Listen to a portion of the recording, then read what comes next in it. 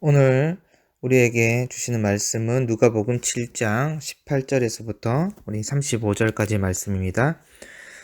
요한의 제자들이 이 모든 일을 그에게 알리니 요한이 그 제자 중 둘을 불러 주께 보내어 이르되 오실 그이가 당신이오니까 우리가 다른 일을 기다리오리까 하매 그들이 예수께 나와 이르되 세례 요한이 우리를 보내어 당신께 여쭈어 보라고 하기를 오실 그이가 당신이오니까 우리가 다른 일을 기다리오리까 하더이다 하니 마침 그때 예수께서 질병과 고통과 및 악기 들린 자를 많이 고치시며 또 많은 맹인을 보게 하신지라.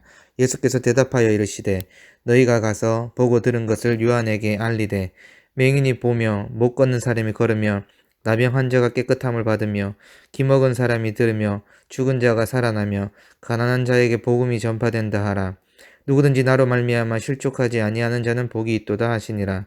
요한이 보낸 자가 떠난 후에 예수께서 무리에게 요한에 대하여 말씀하시되 너희가 무엇을 보려고 광야에 나갔더냐? 바람에 흔들리는 갈대냐? 그러면 너희가 무엇을 보려고 나갔더냐?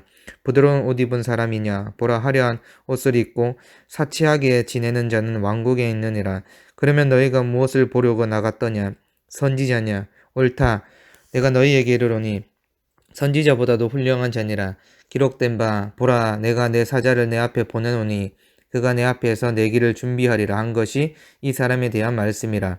내가 너희에게 말하노니 여자가 낳은 자 중에 요한보다 큰 자가 없도다. 그러나 하나님 나라에서는 극히 작은 자라도 그보다 크니라 하시니 모든 백성과 세리들은 이미 요한의 세례를 받은지라.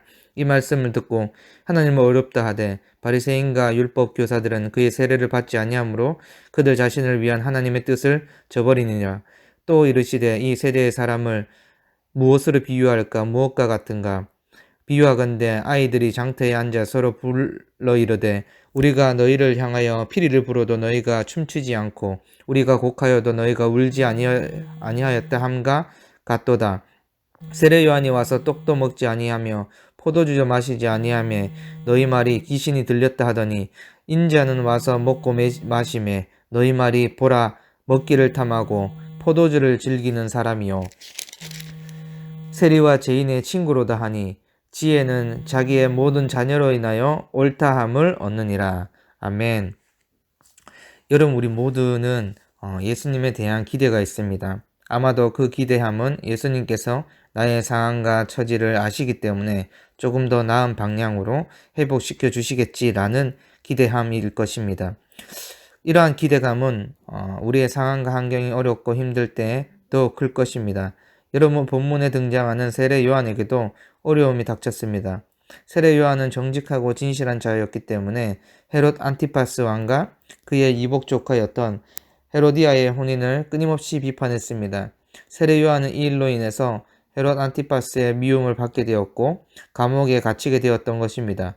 그리고 세례 요한은 감옥에서 예수님에 대한 소문을 듣게 됩니다. 이 소문은 21절 말씀처럼 예수님께서 질병에 신음하는 자들을 고치시고 귀신 들린 자들을 고치시며 맹인들을 치유하신다는 것입니다. 또한 가부들을 돌보시고 세리들과 먹고 마시며 교제한다는 것입니다. 감옥에 있는 세례 요한이 예수님에 대한 이러한 소식들을 접하게 되자 예수님의 메시아 되심에 대한 의문이 생긴 것입니다. 세례 요한이 가졌던 사상은 예수님의 심판자의 역할이었던 것입니다. 세례 요한이 감옥에 있어도 그가 인내하며 견딜 수 있었던 것도 이제 메시아 예수님이 오셨기 때문에 신자들을 곳간에 모으시고 악인들, 죽정이는 꺼지지 않는 불에 태우실 것이라는 생각이 있었던 것입니다. 우리가 그토록 대망했던 예수님이 오셨으니까 이제는 완전히 새로운 세상이 올 거라는 기대감이 세례 요한에게 있었던 것입니다.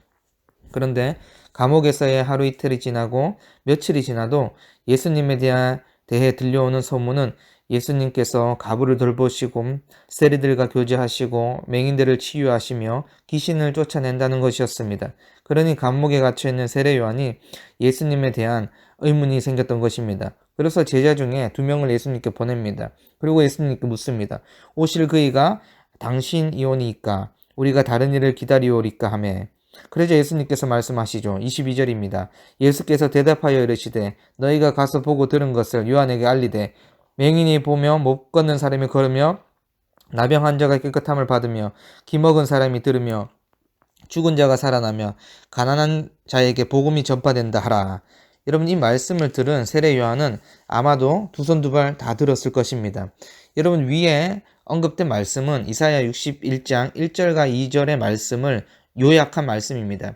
이사야 61장은 메시아가 도래할 때 일어날 현상에 대해서 알려주는 말씀이지요.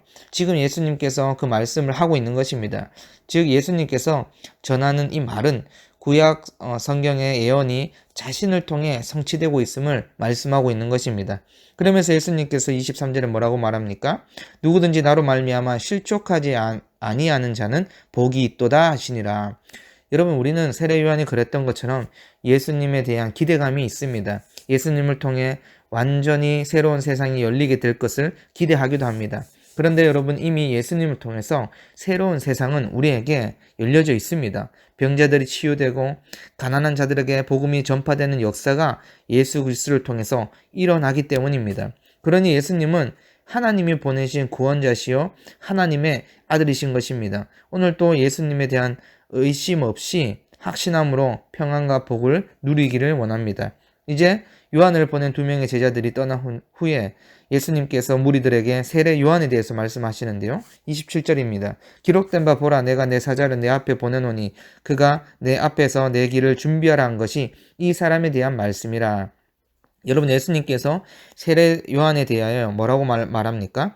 예수님의 길을 예비하도록 하나님께 미리 보내심을 받은 자였다고 말씀합니다. 즉 이 말씀 또한 말라기 3장 1절의 예언을 성취됨을 보여주는 것입니다. 그리고 28절에 놀라운 말씀을 하십니다. 내가 너에게 말하노니 여자가 낳은 자 중에 요한보다 큰 자가 없도다. 그러나 하나님 나라에서는 극히 작은 자라도 그보다 크니라 하시니.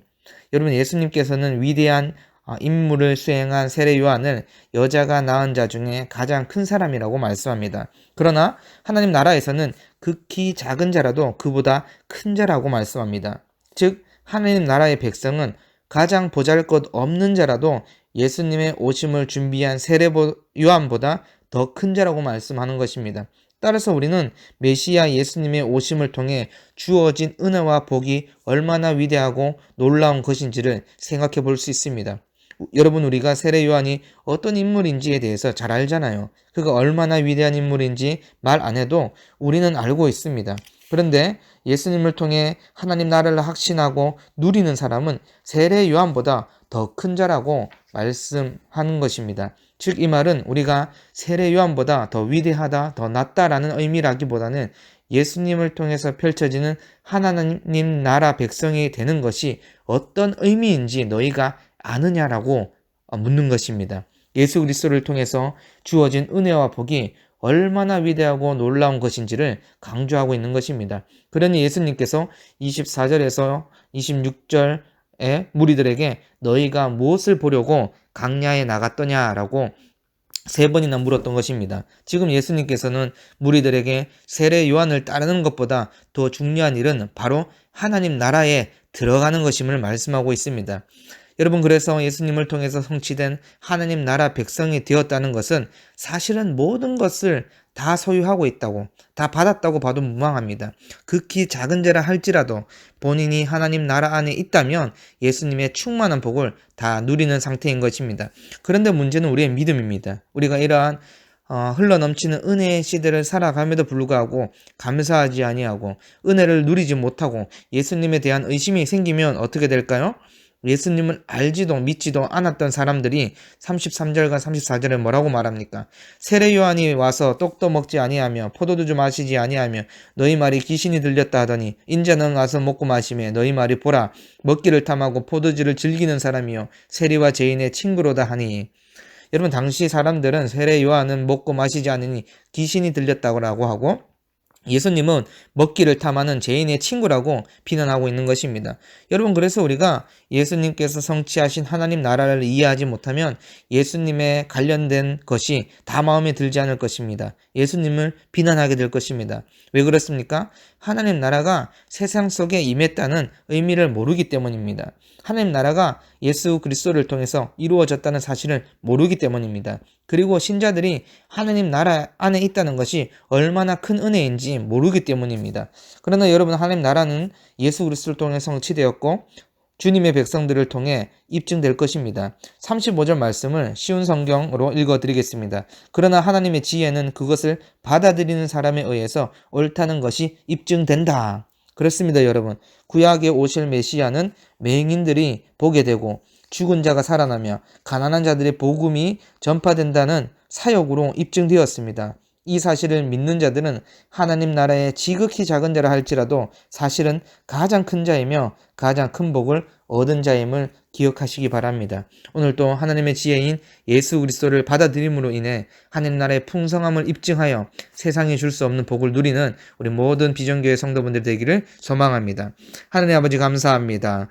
예수 그리스도를 통해서 우리에게 말로 다 할 수 없는 복을 주시고 하나님 나라를 상속하여 주셔서 이 세상이 누릴 수 없는 복을 다 주셔서 감사합니다. 이제 하나님 지혜이신 예수 그리스도를 풍성하게 입증하는 우리 세대가 될 수 있도록 인도하여 주시옵소서. 감사드리며 우리 주 예수 그리스도 이름으로 기도드립니다. 아멘.